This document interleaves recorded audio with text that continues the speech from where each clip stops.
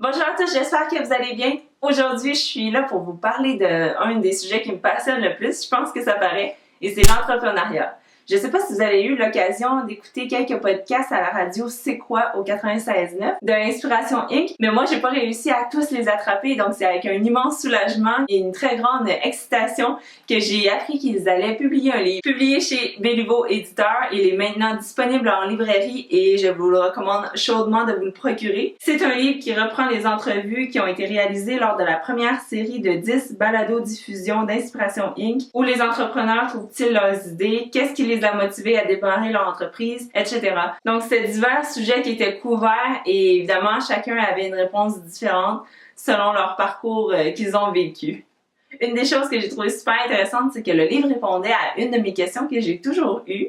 Dans le fond, moi, je travaille pour l'entreprise familiale Les Enseignes Bromard, qui s'occupe de la signalisation d'édifices, autant intérieurs qu'extérieurs. Et ce qui est vraiment amusant, c'est que notre entreprise, par les différents produits et services qu'on offre, aide à propulser les nouvelles entreprises. Donc, si jamais ça vous intéresse de démarrer, que vous savez pas par où commencer pour vos cartes d'affaires, pour les heures d'ouverture dans votre vitrine, pour afficher votre logo en découpe de lettres à l'accueil, ce sont toutes des choses que l'entreprise offre. Vous pouvez aller voir notre site internet. Donc, pour revenir à la question que je me posais, le livre répond que effectivement, même si on reprend une entreprise déjà démarrée de nos parents, on est effectivement entrepreneur puisqu'on va devoir faire face à des obstacles, à des défis, à du changement auquel on va devoir s'adapter. Donc oui, nous sommes entrepreneurs même si on a repris une entreprise qui était déjà démarrée.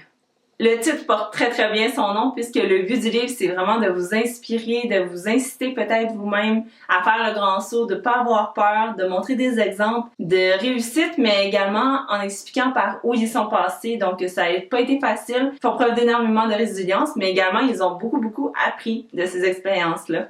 Ok, là on est rendu à ma partie de l'appréciation finalement. J'ai vraiment tout aimé de ce livre-là. J'ai aimé la couverture, j'ai aimé les personnalités choisies qui étaient pas nécessairement des personnalités qu'on connaît ou des compagnies qu'on connaît.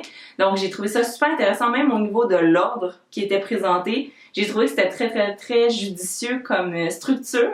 J'ai beaucoup aimé qu'après qu'on ait présenté l'entreprise, qu'on ait présenté les questions d'entrevue avec les réponses, qu'il y ait des petits survols, des retours et des discussions entre les deux auteurs. Donc, j'ai trouvé que leurs commentaires ajoutaient beaucoup au chapitre sur l'entrepreneur. Donc, c'est pour toutes ces raisons-là que je lui ai donné un 5 étoiles. Une autre raison pourquoi je lui ai donné 5 étoiles, c'est que mon préféré, Martin-Luc Archambault, était enfin dans un livre. Donc bref, c'est pas un simple recueil d'expériences, c'est vraiment une mine d'or, une mine de conseils pour toute personne qui serait un peu intéressée par l'entrepreneuriat ou qui ont déjà leur idée d'entreprise et qui cherchent un coup de pouce pour vraiment les aider à pas lâcher ou à foncer ou à démarrer. Donc bref, ce que moi j'ai retenu à la fin de ce livre-là, qui se lit très vite, d'ailleurs c'est une des raisons pourquoi je lui ai donné toutes ces étoiles, c'est qu'il est ni trop long, ni pas assez long. Il est vraiment parfait dans sa longueur. Et vraiment, ce qu'on peut retenir de ce livre-là, c'est qu'il n'y a pas qu'un seul chemin pour se rendre à destination, ni qu'un seul profil d'entrepreneur.